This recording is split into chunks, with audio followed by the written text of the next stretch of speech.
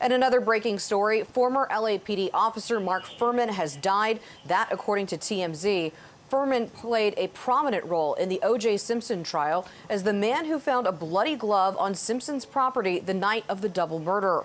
His credibility, though, took a huge hit after the defense released recordings of him making racist statements. Fuhrman was later convicted of lying on the witness stand. Mark Fuhrman was 76 years old.